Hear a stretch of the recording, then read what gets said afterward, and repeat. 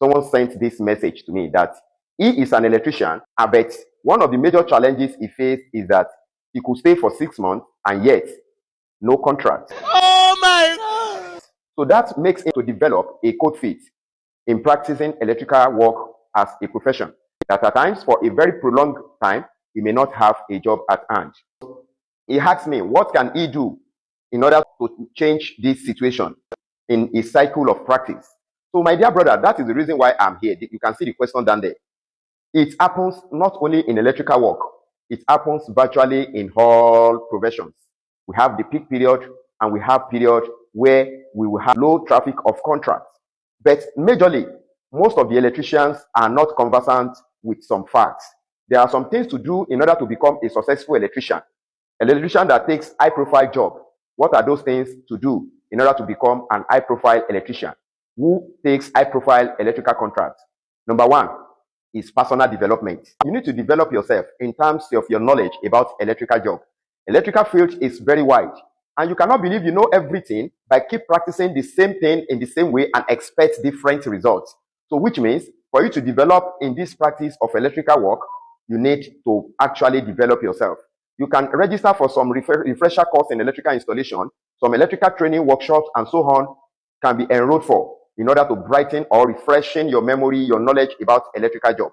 Number two is tools upgrading. The type of tools you use for your job also need to be reviewed. A lot of us do not have modern electrical tools.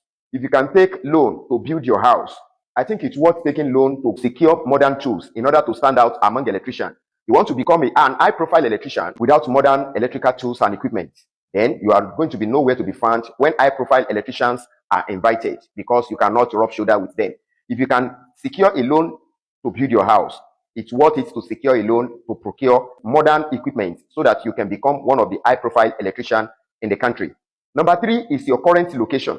Your current location is one of the reasons why you are being relegated to the background. You have upgraded yourself, you have modern tools and equipment, and yet you reside in an area, location where your services are not actually valued. Places where the type of job available does not match your own worth, your own value. How do you drive down your van containing all your equipment and tools just to go and fix up a point of light, just to go and fix up a lamp holder or a socket, simply because you reside in a place that doesn't match your value, your worth? Try and change your location if you fall into this category.